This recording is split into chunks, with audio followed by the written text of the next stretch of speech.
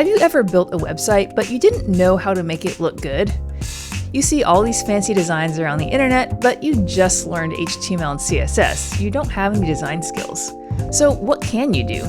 Now, I'm not a designer either, but I have picked up some skills in my years building websites and working with professional designers. I'm going to show you how to choose a color palette, style your fonts, and get your sizing and spacing working to transform your project into something that you want to show off to everyone.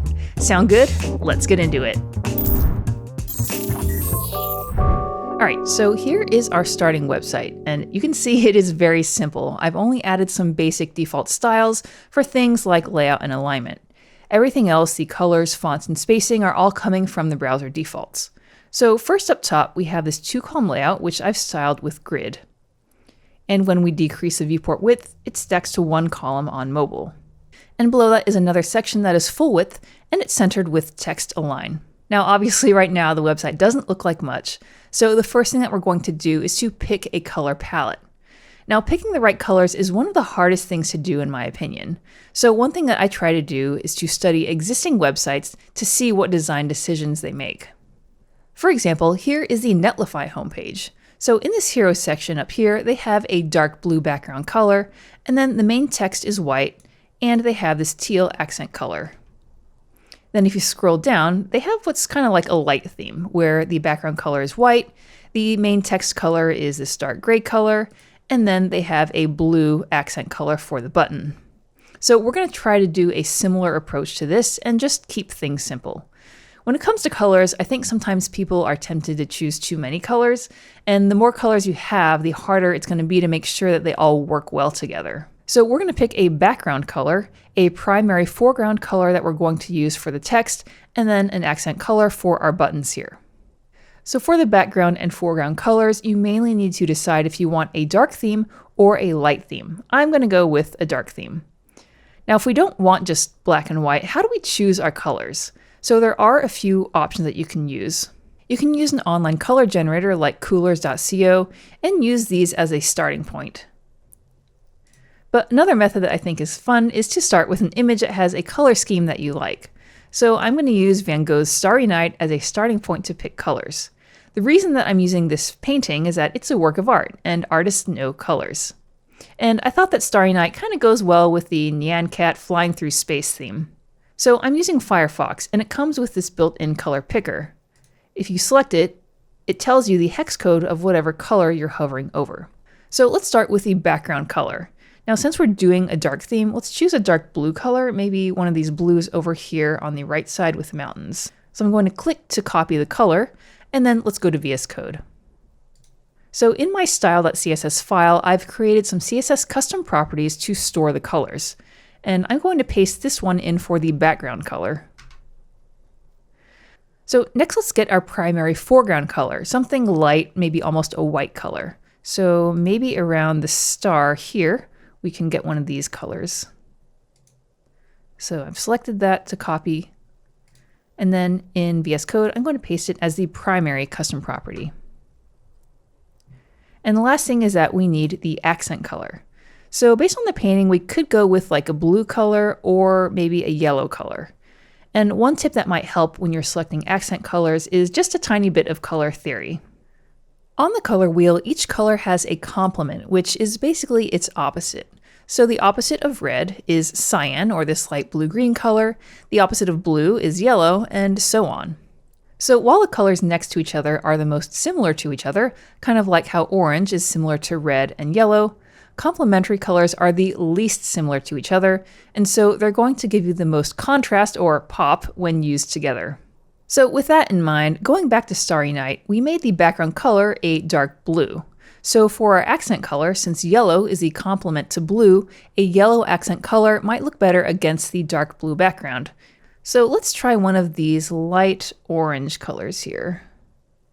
So I'm going to copy that, and then in VS Code, I'm going to paste it in as the accent color. All right, so here we have our 3 colors on the website. Now I've already mapped the colors in these custom props to different styles on the website, so you can see that the background is now dark blue, the text is white, and the buttons are yellow. Not too bad. Although I might want to make the background just a tiny bit darker. So we had pasted our colors as hex colors, but let's convert them to HSL format. HSL stands for hue, saturation, and lightness, and it makes it really easy to make a color lighter or darker. So for the background color, the lightness is currently at 10%. The lower the color, the less light and the more dark it is. So let's just try bumping this down a tiny bit to maybe 8%. When we save, you can see it has gotten a bit darker on the website. And I want to make sure that this white text color is not too contrasty. So let's just make this primary color just a little bit darker as well. All right, so I think that looks pretty good. So one thing you can do in Firefox is check the contrast of the text. So I'm going to inspect the headline, and I'm going to select Inspect Accessibility Properties. And this opens what's called the accessibility tree, which is basically a representation of all the elements on the page. Now to find the contrast level in the heading node, you want to make sure that it's expanded and then select the text leaf. Then below that, it's telling us that the contrast is 15.86, which is pretty good. The max contrast number is 21. So for contrast, you need to make sure that you're above a certain level. The minimum is AA, unless you're working for industries like government sites, which might need to have higher accessibility requirements and need to pass the AAA level. So you can see here that we are passing the AAA, which is great. So I think the text looks pretty good. Let's also check the button colors. So I'm going to inspect the button and select Inspect Accessibility Properties for the button, expand it, and select the text leaf. And the contrast here is also passing AAA, so I think that's pretty good. Now with buttons, we also want a hover state so that it visually changes on hover. What I want to do is change this to a slightly lighter color when we hover over it. So in our styles, I'm going to duplicate the accent color custom property, and then let's name the second one to accent, LT, or light. And we want to increase the lightness by maybe 10%. So let's try 74. Then we can save.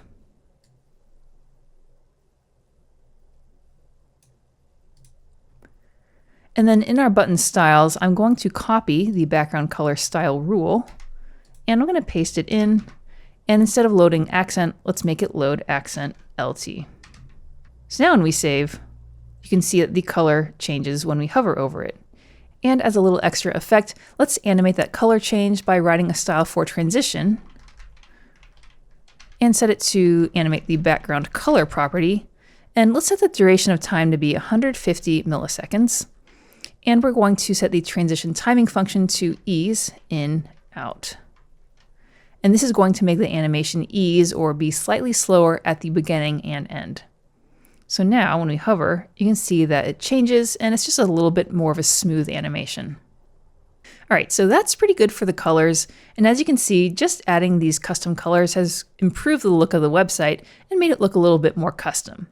However, we are still using the default browser font family, so let's change that up next. Now, when it comes to fonts, you have mainly two choices for websites. You have serif fonts, which have these little lines called serifs at the end of the letters, and then you have sans serif fonts, which don't have the lines, and the word sans is Latin for without, so without serifs. Now for most websites, I would recommend choosing sans serif fonts and only using serif fonts if you're purposely going for like a more traditional or historical feel. And if you're not sure, just stick with sans serif. Now there are some default fonts that are built into every operating system. They're called web safe because you can assume they're safe to use and that everyone has them. And you can see these in VS Code if you add the font family property. VS Code is going to show you all the different options that you have. So I usually go with Arial, Helvetica, sans serif. Having these multiple families separated by commas means that if you don't have one of them, the browser will attempt to load the next one and so on. So if you're using custom fonts, just make sure to always end with sans serif, serif, or whatever type of font family you're using on your website, just so that you have that fallback. Now, most websites are not going to use these default fonts, but they're going to use either a custom designed font or something from Google Fonts. All right, so here in Google Fonts, I'm sorting by most popular, and I've also selected sans serif fonts. So let's choose one of these. I'm going to select Inter because it seems to be pretty popular right now. So then let's click the Get Font button and then go to Get Embed Code. So there is a problem with Google Fonts, and that is that they are not GDPR compliant if you're loading them with the embed code, because when the user loads a font from Google's domain, the user's IP address is going to get tracked by Google, which violates the privacy laws in the EU. However, a good solution to this is to use this open source tool called Google Web Fonts Helper, which lets you download the actual font files that you need to host fonts locally. Google Fonts will let you download the TTF or TrueType font files, but for websites you need the WOFF or Web Open Font Format file type, which you can get with this Google Web Fonts Helper tool. So on the site, let's type in enter, then select it, and then we want to choose the font weights that we want to use. So I'm going to use regular, which is 400 font weight, and I'm also going to select bold or 700. Now, one thing to be careful about is you don't want to use too many different font families and font weights on the website, because the user is going to have to download each individual font file for each one, which can add to your page load. So I'm just going to stick with regular and bold. Now, once you've selected them, you can download the zip file. Then in your File Explorer, you can copy the font files and then paste them into your project folder. Now, I'm following the Google Web Fonts Helper path that they have in their example code, so I'm going to create a new folder called Fonts, and then I'm going to paste the font files inside it. Then we want to select the code example that they have here, and let's go back to VS Code.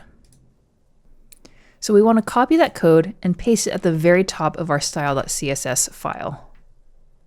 Then in the body tag selector, I'm going to add enter before Arial, just so we have that fallback in case something goes wrong.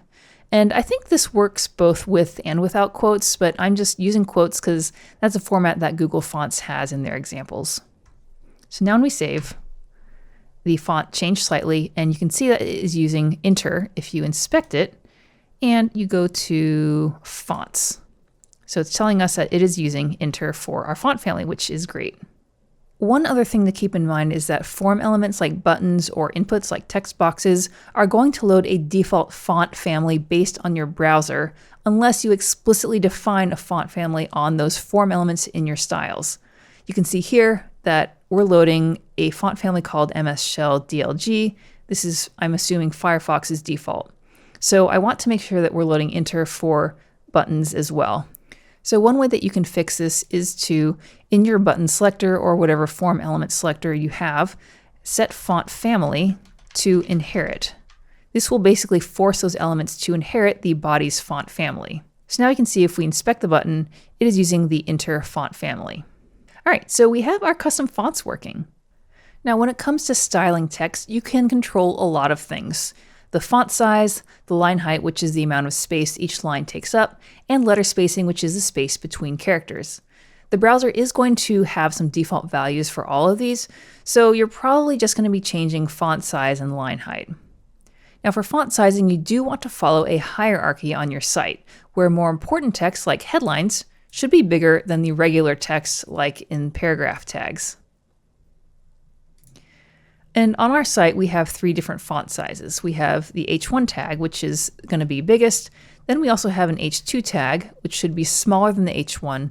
And then we have the body text in the paragraph tags, which should be even smaller. Now, one thing that I've seen websites do is to store the different font sizes in CSS custom properties, which makes it a lot easier to reuse throughout your website. So let's do that here.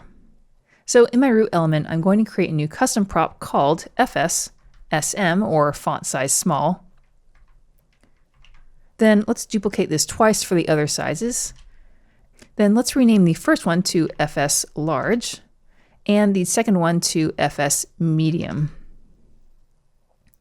So then for the small size, let's set this to be 1 rem or 16 pixels. And then let's make the medium size a bit bigger at 2 rems. And then let's make the large size even larger at 3 rems. So now we can use these variables in our styles. So first let's size the body text to have the default small size, which will get inherited by the paragraph tag. So I'm going to copy the font size small property, and I'm going to, in the body tag selector, set font size to be var font size small. And it's pretty much the same as what the browser defaults were. Then let's size the H1 tag. So I'm going to copy this font size style rule. And let's create an H1 tag selector. And I'm going to paste in that rule. But instead of font size small, we're going to have it load font size large. And then we want to do the same thing for the H2 tag. So I'm just going to duplicate the H1 tag and then make the second one H2 and have it load font size medium. So now we have our new font sizes. However, if I look at this headline up here, the H1 tag seems to have a lot of space between lines, and I think I want to reduce that. Now I've seen it recommended to set the line height for headline tags to 1.1, so let's set that for all the H tags. So I have this compound selector for H1, H2, and H3, and in it, let's set the line height to 1.1. So now this means that for whatever font size the H tag is, the line height's going to be 110% of that font size. So now the H1 tag looks a bit better, and there's not quite as much space between the lines. Now for paragraphs, it's recommended to have a line height of around 1.5. I've seen people use line heights of 1.3 to 1.7, so you can start at 1.5 and then tweak it to your liking afterwards. So for the paragraph tag, we'll set line height to 1.5. And that seems to be just a little bit bigger than what we had in our browser defaults. So lastly, let's tweak this button text because it does seem kind of small. This is again because it's using the browser defaults, and we need to change that explicitly in our styles. So I'm going to copy the font size style rule from the body selector, and then down in the button styles, I'm going to paste it in there. So now you can see the button font size got bigger, which looks better. Let's also make it bold so it stands out a bit more. So I'm going to set the font weight to 700. Okay, there we go. And I think the text overall looks pretty good. However, if we load the website on iPhone view, I feel like this H1 tag just looks really big. So let's make the H1 tag a little bit smaller for mobile. So what I'm going to do is in our styles under the root selector, I'm going to create a media query with media. And then in the parentheses, we'll set width to be greater than 44 EMs, which is about 700 pixels. So the styles in here will get applied for viewport widths that are bigger than 700 pixels, meaning tablet and desktop. Then in the media query, I'm going to add the root element because we are in CSS, not Sass like I often do. And then in here, we're going to update the font size large custom property. So let's copy what we have originally and paste it in here. So again, inside this media query is going to be the tablet and desktop styles. So this is where we want the larger 3 rem font size. But we want to make the default value of the font size large to be a little bit smaller for mobile. So let's try changing this one to 2.5 or maybe 2.25 rems. There we go. So now it looks smaller and more readable, but it's still just a little bit larger than the H2 tag, which is below it. And if we increase the viewport width, you can see that when we cross that 700 pixel breakpoint, the H1 tag font size gets larger. So the font sizes look pretty good now. Next up, let's get the size of everything else on the page looking a little bit better. So I'm going to inspect the image. Now with the image, I have already some styles that I add to image tags in pretty much every project that I use. So you can see them down here. So for sizing, I'm setting a max width of 100%. This will make sure the image doesn't get larger than its container. And if I uncheck that rule, you can see that the image gets really large and it goes off the page, causing horizontal scrolling, which is not what we want. I also have a rule setting height to auto. This will help maintain the image's aspect ratio so it doesn't get skewed or distorted if the width changes. And you can see if I uncheck it, it is skewing the image. So this is another rule that I just use every time. Okay, so I think that's good for the image. Let's also take a look at our text elements. Now for sizing text blocks, you don't want to have super long lines of text because it just makes it a little bit less comfortable to read. And you can see this is kind of happening with this bottom text here, where it's going all the way out to the side no matter how large the container is. So one thing you can do to fix this is to set a max width for all paragraph tags and set it to 70 CH. CH is the character unit, and this means 70 characters, which is letters, numbers, symbols, and spaces. So now when we save, the paragraph isn't super wide anymore.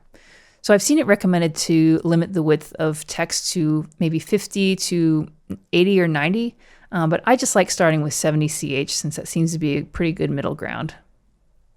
You'll also want to set a max width on all content on the website. So here we're at 1200 pixel viewport width. And as I continue increasing it, you can see that the top content just continues to fill all this space. Now, unless you're going for a very purposeful stylistic effect, you don't usually want this to happen, especially for users who have really wide screens because it'll make all the content go all the way from left to right. So to fix this, I'm going to set a max width on the wrapper class, which I've added to both of the two sections on the website. Now let me uncomment this rule, and I know it looks a little bit complicated, but I'm going to explain what it does. So we're setting the width of the wrapper using the min CSS function. This chooses between two values that you add inside the parentheses. So the first value is calc 100% minus 40 pixels. This means 100% of the parent's width minus 40 pixels. The other value is 56 rems, which is almost 900 pixels. So for whatever viewport width you're at, whichever of these two values is less, either 56 rems or 100% minus 40 pixels, that lesser one is going to be the final value for the wrapper width on the website. Then this margin inline auto rule under it is going to center the wrapper inside its parent. So now when we save, the website content on this large desktop view is limited to 900 pixels and it is centered. And this is because at this really large width, 100% is going to be a lot larger than 900 pixels. We're at, 1400 pixels here. And when we change to iPad view, the content is taking up the full width of the parent, but it has 20 pixels of space on either side. This is because this viewport width of 810 pixels, 100% minus 40 pixels is 770 pixels, which is smaller than 900 pixels. And it's going to stay that way even as we go even less to mobile widths.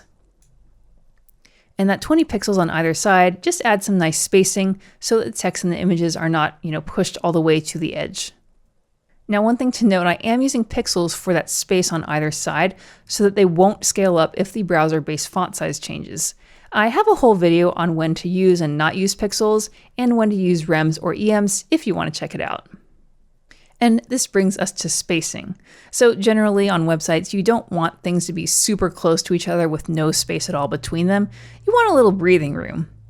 Now you might notice that if I inspect the H1 tag, there's already some space added with margin, and the same is true for the paragraph tag. And these spaces are added from the browser defaults, which is kind of nice.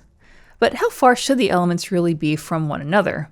Well, it depends on how related the elements are to one another. The more related they are, the closer they should be. So we have space between the text elements on the left side here, like the headline and the paragraph, and then the paragraph and the button.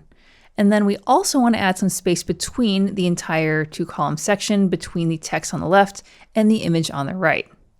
And then we also want to add space between the entire two-column section on the top and then the full width section on the bottom. And that should be even more space since they're two completely different sections. So let's start by adding space between the text elements. But how much should you add? So again, we're going to look at some existing examples and see what they do. All right, so back on the Netlify site, in this hero section up here, there is 32 pixels of space between the headline and the paragraph. And then there's another 32 pixels of space between the paragraph and the buttons. So there's equal space between all these text elements in this section. So let's try something like that, but maybe less than 32 pixels because it kind of seems like a lot for me. So in our styles, I'm first going to remove all the margin from the H tags so we don't get duplicate margins with margin 0. Then we'll set spacing just with the paragraph tag. And we can do this by setting margin block or margin top and bottom to 20 pixels. But what might be even easier is to set our spacing as CSS custom properties, so it'll be easier to reuse and also just to make sure we keep the spacing consistent. So let's copy that 20 pixels, and then up in our root, let's create a new custom property for spacing. I'm going to call this first one SPSM for space small, and then paste in the 20 pixels. So now let's copy this space small property, and then back down in the paragraph margin block, instead of 20 pixels, we'll use var space small. There we go. Now let's add space between the two column areas in this top section. I used grid to make the two column layout, so we can add space between these two sections using gap. So let's make a new custom property for this as well. I'm going to duplicate the space small, and let's make this one space medium. And let's make it a little bit bigger. Let's try maybe 24 pixels. Then I'm going to copy the space medium. And then down in the grid wrapper styles, I'm going to add gap and set it to var space medium. So now you can see there's a little bit of space between the two columns up at the top. All right, so let's now add space between these two sections. Now each section is in its own section tag with a wrapper class. So I'm going to add the space in the wrapper class selector. I want to add a vertical space between the sections, and I usually do that with padding to avoid any weird margin collapse issues. So I'm going to add padding block for vertical padding. And we want the space to be larger than the grid gap that we added, so maybe something like 32 pixels. So let's add this as a new custom property as well. I'm going to duplicate the space medium, and let's change this to large, and then change the value to 32. So now we can copy this space large, and then in our wrapper styles, we can set the value of padding block to var space large. So now when we save, there's space between the sections, and that definitely looks a lot better. One more area that we want to add space in is in this button. We want to give it a little bit more breathing room between the text and the edges of the button. And this amount of space should probably be less than what we've had for the space between text elements. So let's make a new custom property for that. So I'm going to duplicate the first space small, and let's rename the first one to space XS for extra small, and let's make this really small. Let's try 12 pixels. So now let's copy the extra small custom property. So now in our button styles, I'm going to add padding, and let's set it to var space extra small to add this on all four sides. So now when we save, it does look pretty good. However, I think most buttons have more space on the left and the right versus the top and bottom. So let's try copying this, and I'm going to add the horizontal padding, and let's set this to space small instead of extra small. There we go. So now that looks a lot more button-like. And we can also make the button look a little bit nicer by rounding the corners using border radius. Now, if you want the buttons with fully rounded corners, kind of like what Veet has on their website, you want to set the border radius to about half the height of the button. So if we inspect our button and go to layout, it tells us that the height of the button is 43 pixels. So half of that would be about 22 pixels if we round up. So in our button styles under border, let's add border radius, and let's set it to 22 pixels. And there we go. We have some nicely rounded buttons. We can also add border radius to the image just to round off these corners a little bit. So in our image styles, let's add a border radius and set it to 12 pixels. And when we save, that looks pretty good. All right, so one more thing that I'm noticing, when you have grid children that are different heights like we have up here at the top, one thing that you might want to do is to vertically center the children to each other, which can sometimes help it look a little bit more balanced. So let's try this in our grid styles. So I'm going to add align items and set it to center. So now the image is vertically centered to the text. And this looks okay, but I might also want to make the image stretch to the full height of the container. And we can do this by setting align items to stretch. You can see now that the image is stretching and it is skewing the image. So we want to fix that. So we can fix this in our image styles by setting object fit to cover. So now the image has its original aspect ratio and it doesn't look weird and skewed. All right, so I think this website looks pretty good. And we've definitely come a long way from where we started. Again, this is all very basic, and there's a lot more that you can do to make your website look even nicer than what we have here. Things like adding SVG shapes, linear gradients, and cool hover states.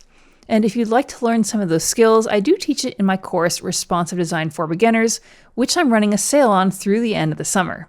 So check it out in the link below, and as always, thanks for watching.